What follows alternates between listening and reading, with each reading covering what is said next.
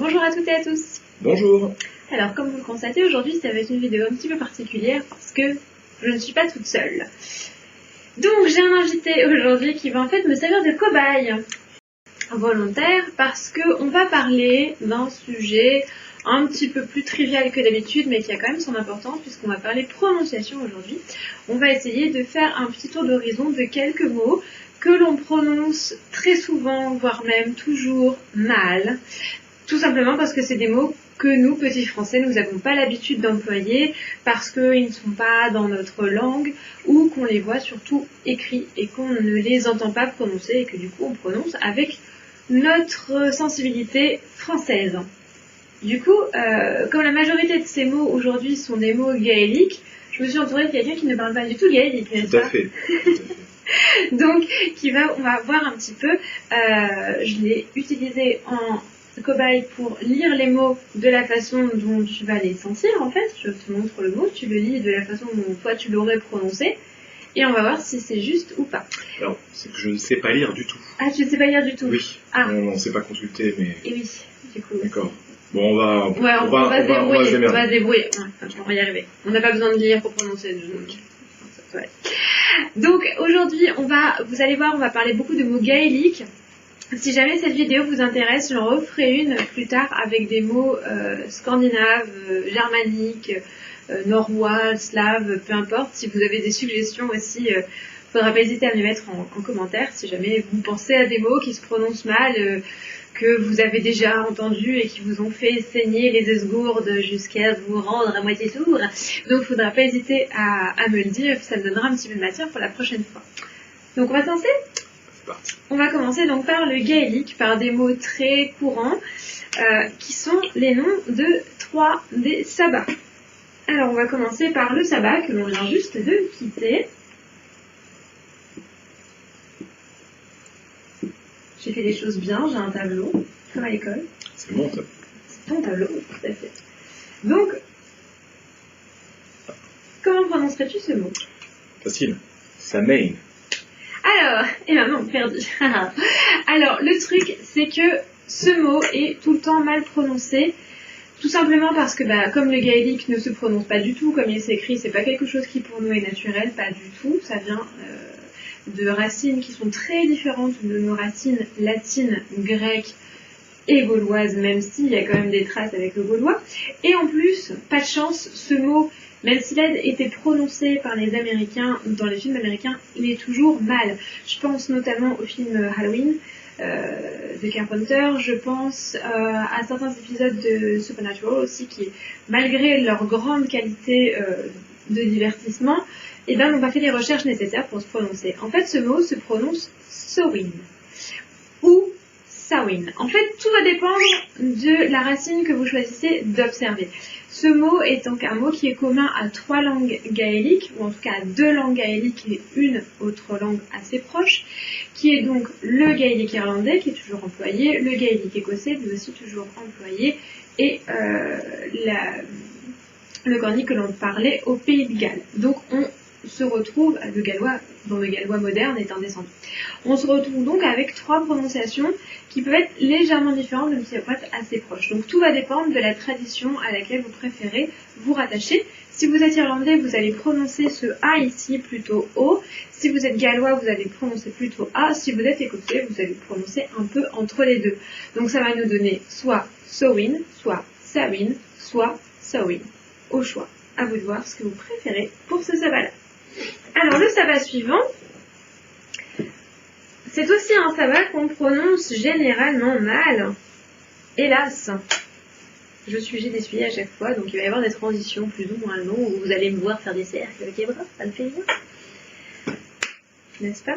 Mais parce que je ne fais pas de montage de vidéo, parce que je suis nulle en informatique, que j'ai pas le temps et que ça me gonfle en plus. Donc. Alors, un sabbat qui arrive bientôt. Alors, si je veux vraiment pas faire d'effort, je fais un bolk, sinon imbolk. Et tu te serais trompé quand même. Ouais. Tout simplement parce que là aussi c'est gaélique et qu'en gaélique, le B, je l'oublie et on va prononcer imolk. Tiens bon. Tiens bon. On fait d'économie en gaélique. C'est cocasse. Eh ben c'est cocasse. Des fois on rajoute des lettres, des fois on en enlève, on fait ce qu'on veut. C'est fou, c'est fou. C'est un peuple, de toute façon, le gaélique. Si tu n'es pas bourré à la Guinness, tu ne peux pas prononcer le gaélique. Ce n'est pas possible.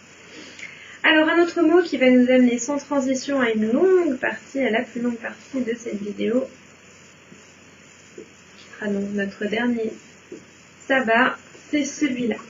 Eh bah oui. Alors, je vous montre à vous. Facile celui-là. Le suspense est à son point. Ah ouais, je dirais quoi, Lungnasa, peut-être. Presque. Ouais. Mais c'est pas ça. Non.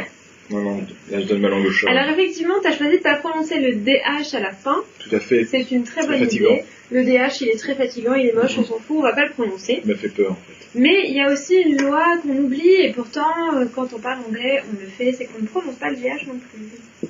Ah oui, quand on prononce 8, le chiffre 8, on dit pas 8, on dit bien 8. Les Highlands d'Écosse, vous dites pas les Highlands. Donc le GH, on ne prononce pas non plus, ce qui nous donne Lunasa, tout simplement. Alors ce GH, en fait, vous allez voir qu'il nous pose problème dans beaucoup, pardon, si je te donne des coups à vous, ça va faire, dans beaucoup de mots gaéliques qu'on prononce mal, on a beau le savoir, il y a plein de gens que je connais qui prononcent Lunasa, mais qui vont écorcher allègrement le mot suivant, alors que pourtant c'est la même règle. C'est ce mot-là.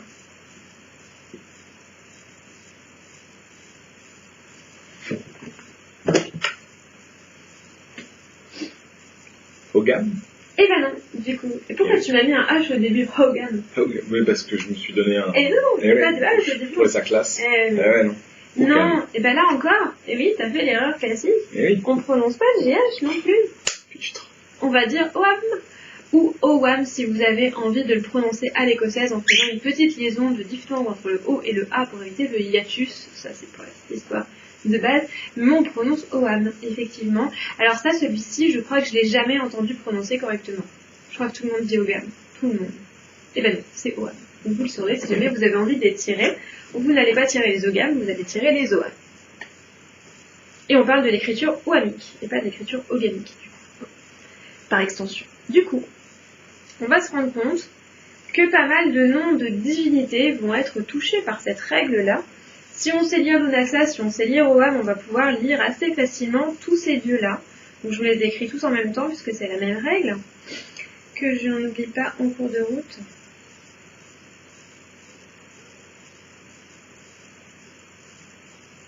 Faut que je dise une blague ou pas? Non. Alors, je vais commencer par ces deux-là, parce que vous allez voir que les suivants, vous allez monter au créneau.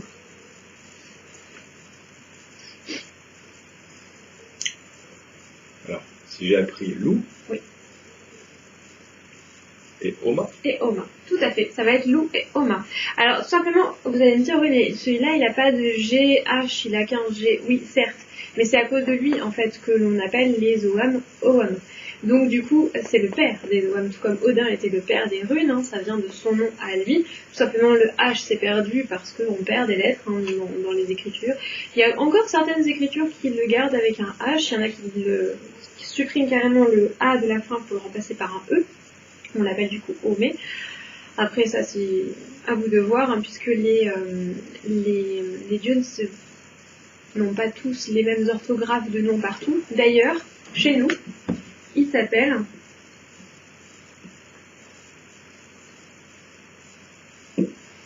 les Gaulois l'appellent Homéos, ce qui prononce bien du coup le nom, puisque là on a carrément supprimé la graphie qui nous posait problème, donc le G qu'on ne prononce pas. Et alors attention, les deux divinités suivantes, pareil, je les entends toujours mal prononcer. J'ai déjà entendu Lou et Oma bien prononcer, mais les deux suivantes jamais. Et vous allez voir, ça risque de vous surprendre. En tout cas, moi, ça m'a surprise. Donc je pars du principe que si j'ai pu être surprise, je ne suis probablement pas la seule. Ces deux divinités sont très très très très très populaires. Et du coup, on prononce mal leur nom. C'est dommage. Elles sont parmi les deux déesses que l'on connaît le mieux et du coup que l'on prononce le plus mal.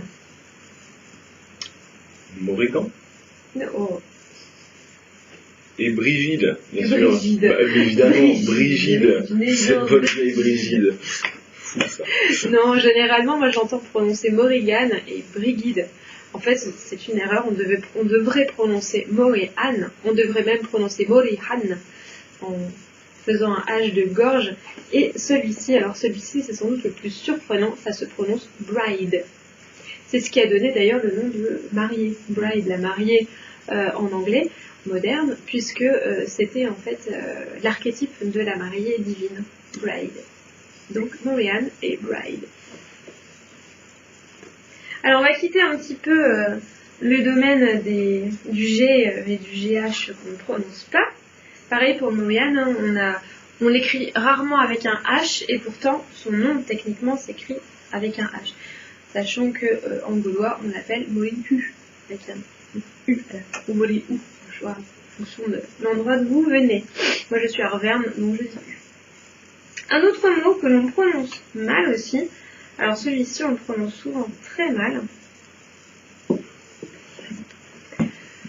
Ça désigne les tertres, vous savez, les tertres dans lesquels vivent les fées dans la mythologie celtique irlandaise, qui s'ouvre à la période de Samhain, justement.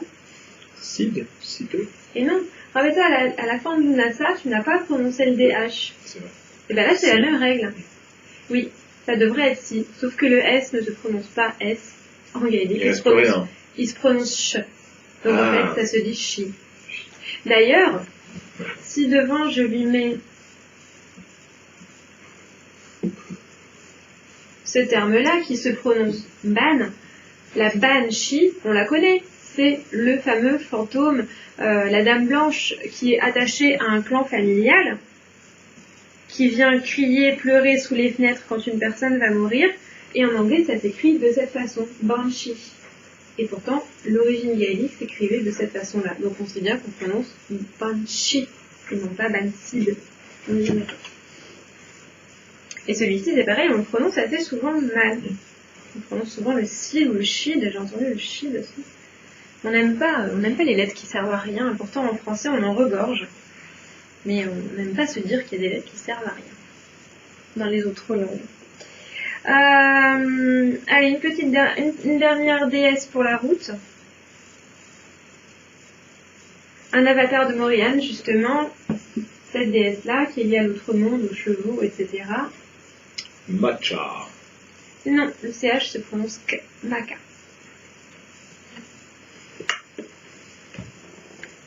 Ah, c'est piégeux quand même. Ouais, heureusement que c'est pas noté. N'est-ce pas? Ah bah là, la moyenne, elle aurait... Elle aurait chuté, tes parents, pas de moyenne, hein, quand c'est 0 partout, 0. Ils auraient été privés de sortie et de scooter. Alors on va pas parler d'un dieu, cette fois on va parler d'un héros très populaire, le héros irlandais par excellence. Guinness. Le héros irlandais qui vit ses aventures extraordinaires, qui est fort comme un nombre incalculable d'hommes. C'est Cuchulainn. Cuchulainn. Et oui, c'est comme ça que j'entends prononcer la plupart du temps. Alors le début pas mal, le coup ça va. Le coup ça va, le CH en fait il se prononce rare, on va le chercher au fond de la gorge et puis on va oublier le A en cours de route. Ça nous donne donc Cuchulainn. Qui veut dire donc le chien de Cuchulainn, qui était donc le paysan, le forgeron pardon, à qui il avait tué le chien quand il était petit. Pour la petite légende, je vous renvoie à la légende de Cuchulainn qui est une légende très très intéressante dans le paysage irlandais, de ce héros mythique. Un petit dernier mot en gaélique et puis on arrêtera là pour aujourd'hui parce qu'on pourrait y passer la nuit. Mais histoire de finir sur une note un peu sympathique. À la tienne. Donc le mot qui veut dire à la tienne, qui veut dire santé en réalité, que l'on dit quand on trinque avec quelqu'un. Slaint. Alors on aimerait bien le prononcer Slaint, hein, n'est-ce pas? C'est quoi? Ouais. Ça se prononce Slancha. Slancha. D'accord. Voilà. Ok. Voilà, tout simplement. Pourquoi? Eh bien parce que c'est comme ça. Le gaélique, ça ne se prononce pas comme ça s'écrit. Ils se sont dit on va prendre les lettres, mais on va rien faire comme tout le monde. C'était donc le Brexit avant l'heure, n'est-ce pas? Un Brexit langagier qui encore aujourd'hui peut poser quelques problèmes quand on arrive là-bas et qu'on se retrouve avec les pancartes bilingues qui ne s'écrivent pas du tout comme on pourrait s'y attendre. Donc on va quitter le gaélique, on va se pencher sur quelques mots, donc des mots français et puis des mots d'autres origines. On va commencer doucement avec une petite pierre. Alors celle-ci, souvent elle est bien prononcée, mais j'entends quand même encore, j'ai encore entendu il n'y a pas longtemps quelqu'un l'écorcher. Pierre verte, très jolie. Écorché comme la malachite. Voilà, comme la malachite. Mais toi tu sais comment ça se prononce. Alors comment ça se prononce?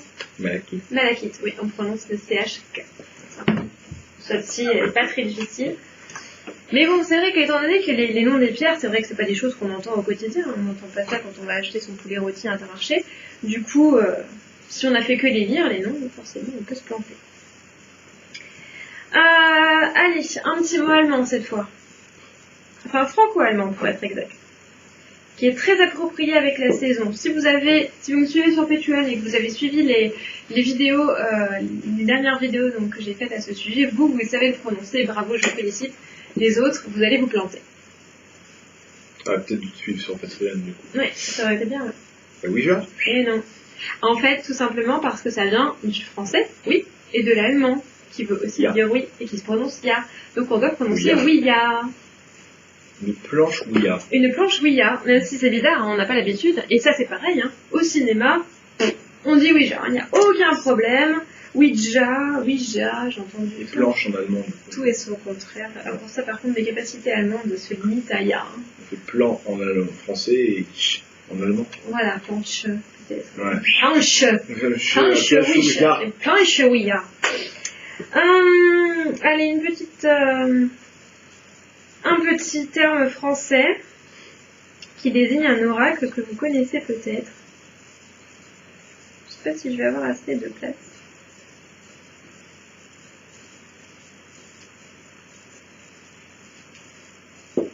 Si j'ai de la place, donc c'est un peu coupé. Alors vous connaissez sans doute cet oracle. Le grand était là. Oui, bien joué. Ah. Bien joué. Alors très souvent, je l'entends mal prononcer parce que les gens disent le grand était ya. Parce qu'on va utiliser en fait la règle française qui veut que le i devant les deux L fasse qu'on va prononcer ye. En réalité, ce mot-là, ce nom-là, c'est tout simplement le nom de son créateur écrit à l'envers. Il s'appelait Aliette. Du coup, on n'est pas censé prononcer le ye, étant donné que si on renverse le mot, il faut quand même garder une partie de sa prononciation. Il y a même des gens qui disent le grand était i là, ça marche aussi, du coup parce qu'on garde le i de Aliette, donc vous pouvez faire les deux, grand était là ou grand était i là, peu importe, selon ce que vous voulez faire, mais étant donné que c'est un mot lu à l'envers, on essaye de conserver la même prononciation des lettres. On peut même dire le grand e t'es là, si on a envie de le faire, puisque le e de Aliette se prononce e, mais c'est pas très élégant. Mais pas grand était bien, en tout cas. Ça ne se prononce pas comme ça. Et enfin, à la fin, je vous en propose un qui, en fait, se prononce de deux façons différentes et on va essayer de comprendre pourquoi. Donc vous avez le droit de vous planter pour ce dernier-là. Il n'y a pas de bonne et de mauvaise réponse. Une plante, cette fois.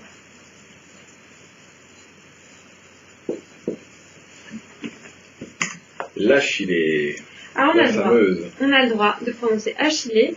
Mais en fait, techniquement, ça devrait se prononcer achillée. On part du principe qu'en botanique, alors c'était un jardinier qui m'avait dit ça, on ne chie pas en botanique. C'est fou. C'est fou. En fait, techniquement, tous les noms botaniques, tous les CH dans les noms botaniques, à l'exception d'une seule plante qui est le cher, tous les CH se prononcent que, normalement. Oui, même fuchsia. On ne devrait pas prononcer fuchsia, on devrait prononcer fuchsia. Ah, parce que ça s'écrit comme ça, le fuchsia. Oh là là là là. Ah ben voilà, elle fait des ratures, elle fait n'importe quoi. Voilà, c'est catastrophique. Catastrophique. Oups. Oui, mais quand on a des pieds à la place des mains, qu'est-ce que tu veux? Ton F est limite. Hein. Oui, mais t'as vu, j'écris en biais aussi. C'est vrai. Voilà, fuchsia, ça s'écrit comme ça. Bon, généralement, on prononce fuchsia, parce qu'il y a beaucoup de sens en fait. Fuchsia. On enlève le S. En fait, on devrait prononcer fuchsia, mais c'est vraiment pas naturel, donc du coup, on ne prononce pas et c'est rentré dans les mœurs. Mais en fait, ce nom-là, donc la fameuse achillée ou achillée, en fait, tout va dépendre.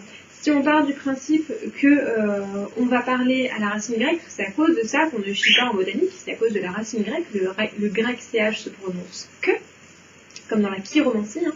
Ça aussi, j'aurais pu mettre lecture romancier, une lecture des lignes de la main qui s'écrit chez romancier. Dans le chi romancier. Le héros Achille. Et bien justement, c'est là que se pose tout le problème. Oui. Puisque, en fait, on prononce le nom de ce héros Achille, et que c'est sa plante. Du coup, c'est pour ça qu'on a aussi le droit de le prononcer Achille, parce que c'est la fleur d'Achille, et étant donné que le nom du héros a été francisé depuis bien longtemps déjà, on a le droit, pour cette plante, exceptionnellement, de la prononcer Achille. Donc en fait, techniquement, il y a 2 plantes avec lesquelles on a le droit de chiller en botanique. Donc c'est l'achillée dans 50% des cas et le cher tout le temps, parce que le cher en fait ça vient de l'allemand. Donc c'est pour ça qu'on prononce le cher. Très bien. C'est pas mal, il y a un point quand même. Ouais, bah non. Il y a un point, c'est bien. Non. Il y a eu quand même des choses correctes. Ouais. Donc voilà, j'espère que ça vous a plu. Si vous avez des idées, si vous avez des envies, si vous aussi vous avez passé toute votre vie à prononcer un mot pas comme il faut et que vous vous apercevez aujourd'hui que vous avez été dans l'erreur, comme ça a été mon cas pour certains de ces termes-là, n'hésitez pas à le partager, à suggérer d'autres mots pour une éventuelle autre vidéo si celle-ci vous a plu. Et en attendant la prochaine fois, portez-vous bien, restez magiques.